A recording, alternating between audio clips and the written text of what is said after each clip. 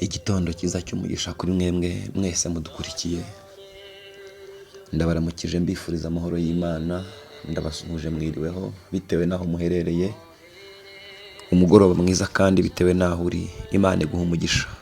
Nitwa Mbabazi, wowe udukurikiye kuri Mwenerekabo TV, channel yacu ya YouTube ikugezaho ijambo ry'Imana ndetse n'indirimbo zitandukanye ariko bishingiye ku iyobokamana. Utarakanda subscribe ndagira ngo uyikande, hanyuma unyumvishe, ukore share, usangize iyi link abantu bajye badukurikira, hanyuma uduhe commentaire yawe, uduhe igitekerezo. Imana iguha umugisha. Uyu mugoroba, iki gitondo, aya manwa bitewe n'aho uherereye, dusangira ijambo ry'Imana. Imana impaye ijambo ryo kuguha muri uyu mugoroba, muri iki gitondo, muri aya manwa bitewe n'aho uri. Abaroma ibice 8, urwandiko Pawulo yandikiye Abaroma ibice 8, umurongo wa 31 kugera 32. Umutwe w'amagambo aravuga ngo ubwo Imana iri mu ruhande rwacu, mbisha wacu ninde?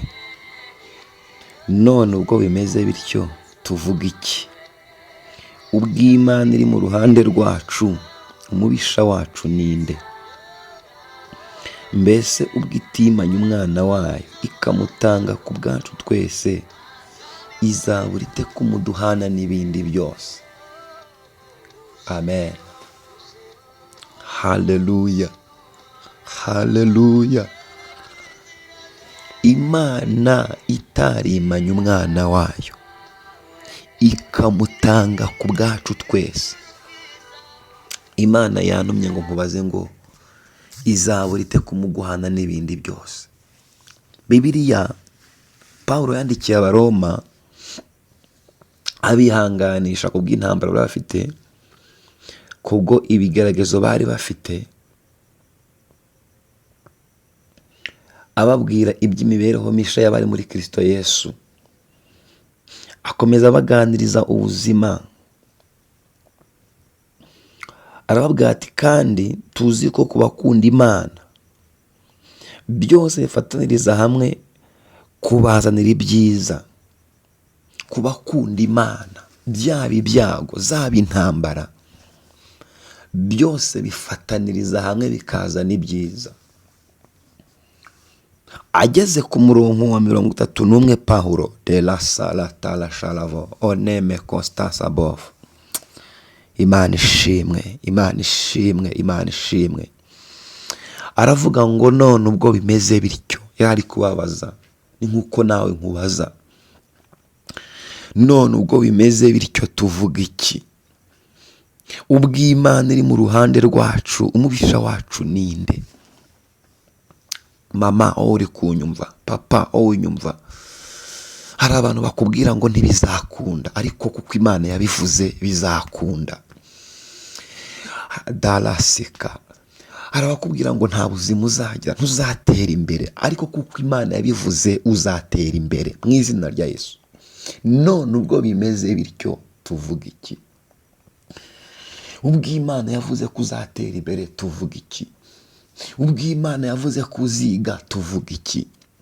Ubwo Imana yavuze ko izakugirira neza tuvuga iki? Pawulo aravuga ngo none ubwo bimeze bityo tuvuga iki? Ubwo Imana iri mu ruhande rwacu, umubisha wacu ninde? Ubwo Imana iri mu ruhande, ndagira ngo ntangaze ko Imana iri mu ruhande rwawe. Ndatangaza ko Imana iri mu ruhande rwawe. Ndatangaza ko Imana iri mu buzima bwawe. Shalosi kalobre.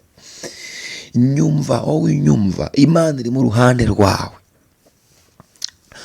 Nubwo hari ibyanze kurangira, ariko Imana iri mu ruhande rwawe. Nubwo hari ibyakunaniye, delasika, ariko Imana iri mu ruhande rwawe. Nubwo hari imbaraga mbi zikurwanya, ariko Imana iri mu ruhande rwawe. Humura izagutabara, humura Imana izakurengera. Umuririmbyi yaravuze ngo impande zose uhari Imana.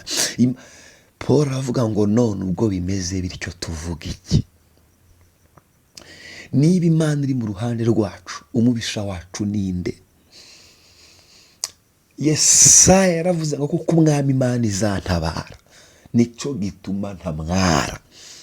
Aravuga ngo niyo mpamvu nkomera. Ndagira ngo ukomere muri iyi minsi, kandi impamvu iguteye gukomera ni uko Imana izagutabara.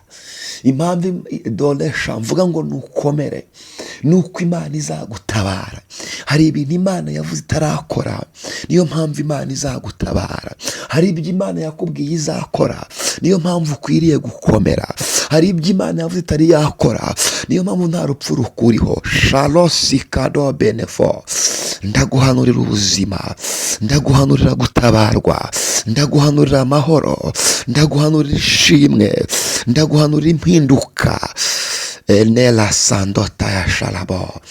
Kuko umwami Imana izantabara, nicyo gituma namwara. Niyo mpamvu nkomera, mu maso hakamera nk'urutare, nzi ko ntazakorwa n'isoni. Umurezi wanjye ninde? Naze tuburane. Paul aravuga ngo none tuvuga iki? Niba Imana iri mu ruhande rwacu, umubisha wacu ninde? Aravuga ngo itarimanye umwana wayo, haleluya, ahantu harandyoheye, ikamutanga ku bwacu twese, Imana izabura ite kumuguhana n'ibindi byose? Imana izabura ite kumuguhana n'amafaranga? Iyatanze Yesu, nyumva neza, fata Yesu umushire ku munzani, ufate n'ibyo ukeneye ushire ku munzani. Yesu ni uri buremere, Yesu ni urajya hejuru. De la sanodrere. Ndagira ngo ntangaze ubuzima bwawe, mbubwire ko yatanze Yesu ikamuguha ku bwacu kugira ngo tuzabone ubugingo. Imana izabura ite kumuduhana n'amafaranga? Imana izabura ite kumuduhana n'akazi? Imana izabura ite kumuduhana n'amazu? Imana izabura ite kumuduhana n'abana? Imana izabura ite kumuduhana n'amamodoka? Imana era sobere izabura ite kumuduhana n'ibindi byose? Dusenge Imana. Shalom bene ko salado de dosta ene maya dola safo shabonegre.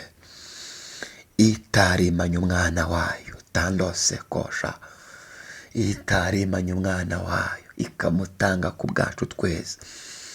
Imana izabura ite kumuguhana n'ibyo ukeneye? Imana izabura ite kumuguhana n'inote ya 5? Imana izabura ite kumuguhana n'ibindi byose? Ndagira ngo uzamure kwizera kwawe. Paul aravuga ngo mbese ye ubwitimanye umwana wayo ikamutanga ku bwacu twese, izabura ite kumuduhana n'ibindi byose? Ibyo ukeneye ni bikeya, ibyo ukeneye. Kandi umva igitangaza cyabaye, Imana yaduhaye Yesu itamuvanye mu bandi bana. Imana yaguhaye Yesu itamuvanye mu bana 7 ifite. Yesu yari ikinege ku Mana. Imana iramwijishura, iravuga kugira ngo umwizera wese atarimbuka ahabwa ubugingo buhoraho. None ijambo riravuze ngo mbese ubwitimanye umwana wayo ikamutanga ku bwacu twese, Imana izabura ite kumuduhana n'ibindi byose? Imana yabura ite kugutabara? Ni guti de la chalobre. Imana izabura ite kumuduhana n'ibindi byose? Imana izabura ite kumuguhana na minerivare y'abana? Imana izabura ite kumuguhana n'ubwenge? Imana izabura ite kumuguhana na visa? Imana izabura ite kumuguhana n'ibindi byose? Imana iguha umugisha, Imana ikumvire. Shalobre. Uyu mugoroba Imana igutabare, iki gitondo Imana igushigikire. Tela sando tayazabo, mu izina rya Yesu ubone ineza y'Imana. Mana, mu izina rya Yesu ndagushimiye kuri Imana y'amahoro, ushimiye kuri Imana y'imbaraga, ushimiye kuri ubuhungiro, gushimiye kuri umufasha. Alala wa yazidre. Shigikira abantu bawe, muntu nyumva unkurikiranye, uzankurikirana, uzabura ite kumuduhana n'ibyo dukeneye. We watanze Yesu ngo apfe ku bwacu, ntabwo watwa